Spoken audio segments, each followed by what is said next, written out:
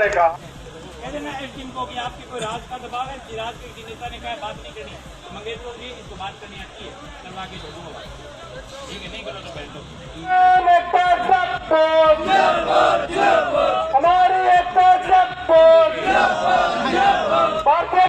आपने 5 लाख का 8 लाख का कर्जा लिया, आप पे नहीं दिया गया, वे आपसे सोता करेंगे। जब वो नहीं है तो आप पे पैसा नहीं है तो आप जमीन दे दो। आप सोचोगे कि भाई इस बीमारी से पढ़ना छोड़ दो, भाई आप 1 एकड़ जमीन ही दे दो इसको। तो धीरे धीरे उनका टारगेट, भारत सरकार का टारगेट है 2047 तक 70% किसान की जमीन बड़े व्यापारियों के पास में चली जाएगी। अब हुनर आपको होना चाहिए कि हमको अपनी जमीन बचानी कैसे है। जमीन बचेगी संघर्ष से। राजस्थान में ही एक किसान की जमीन नीलाम हुई थी। हम दिल्ली से ही गए थे किसी प्रोग्राम से, कहीं से सुबह सुबह गए। 8:30 बजे हमने अखबार ये फोन पर पढ़ा, घर वालों का आप 1 कप चाय दे दो, इतना फोन खोला तो उस पर लिख रहा कि क्या राजस्थान के किसान की जमीन बचाने भी राकेश टिकैत जाएंगे। वो बीजेपी वालों ने लिखा। उनको ही लगता कि हम यहाँ पर सपोर्ट करते हैं इनको। हमने ड्राइवर और जो अपना स्टाफ था उसको कहा भाई कपड़े ना दो, कपड़े रख लो। 8:15 बजे हैं तो 9:15 बजे अंदर निकलेंगे, 1 घंटे का टाइम है। हमने फिर कपड़े रखे और जैसे ही हम चले 10 बजे हमने ट्वीट किया। 12 बजे तक यहाँ की सरकार ने वो नीलामी कैंसिल की। मोदी एमएसपी गारंटी कानून देश में चाहिए, और जब वो बन जाएगा सरकार को जो खरीद करनी है वो खरीद कर ले, लेकिन व्यापारी उसके कम पे खरीद नहीं करेगा जिस दिन वो कानून बन जाएगा।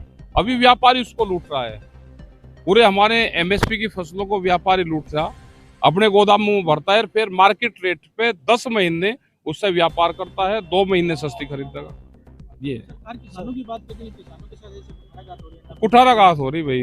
बिजली का इशू हो या एमएसपी का सवाल हो या उसकी भूमि अधिग्रहण का मामला हो, सब सरकारें एक ही तरह से काम करती रही। सरकार बोल रही है कि प्रधानमंत्री फसल बीमा क्लेम दे रहे हैं। कहा भाई कागजों में दे रहे हैं वे 6,000 रुपए में, 6,000 रुपए का बहुत जिक्र करते हैं। सम्मान निधि भाई उनका डॉलर में है क्या? वो तो इंडियन करेंसी है। हम अपना चना, अपनी सरसों 1,000 1,500 रुपए, धान 1,000 रुपए सस्ता बेचते हैं, मूंग 2,000 रुपए 2,500 रुपए सस्ती बेचते हैं। तो हमारा नोट वैसा है क्या? पाकिस्तानी नोट है क्या? कब में चल रहा? हम अपनी फसल आधे रेट में बेचते हैं और ये 2,000 रुपए देकर कहते हैं कि हमने सम्मान निधि कर रखी। ये प्रचार अपना ज्यादा करते हैं और देना दुआना कुछ नहीं इनको। इनकी योजनाएं कागजों पर बहुत है, जो इनकी योजना है वही पूरी कर दो। इन्होंने कहा था कि स्वामीनाथन कमेटी की रिपोर्ट को हम लागू करेंगे, अगर सरकार आएगी 14 में उसको लागू कर दो। ये कर रहे हैं, वे कंपनी ढूंढनी पड़ेगी। अब कंपनी को पैसे देने के लिए आती है, कंपनी तो मुनाफा कमाने के लिए आवे। अगर आंदोलन होंगे तो कंपनी भाग जाएगी। उनसे हिसाब किताब करा जाए, और जब तक खेत का इंडिविजुअल बीमा नहीं होगा, किसान को इकाई नहीं मानना जाएगा, जब तक उसका फायदा होने वाला नहीं है। जैसे गाड़ियों का बीमा होता है तो पर्सनल जो खेत है किसान का, किसान के खेत को इकाई मानना जाए। वैसे भी होता है कि इन्होंने पंचायत मान रखी, 2-3 गांव को एक जगह मान लिया इकाई। उसमें एक गांव में नुकसान हो गया, 2 में हो गया नहीं।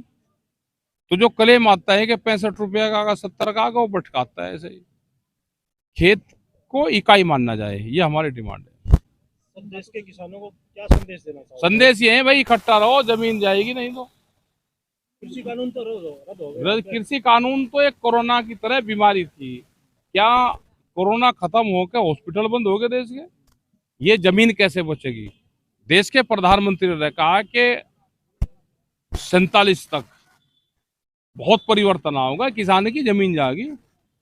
अभी अमेरिका में गए, वहां एक समझौता करा, 20% सेब से ड्यूटी खत्म करी तो हिमाचल और जम्मू कश्मीर का सेब का किसान मार दिया। बाहर का सेब आएगा जी, मतलब उनको खुश करने के लिए बाहर गए, खुश करने के लिए 20% सेब से ड्यूटी हटा दी, मरेगा किसान।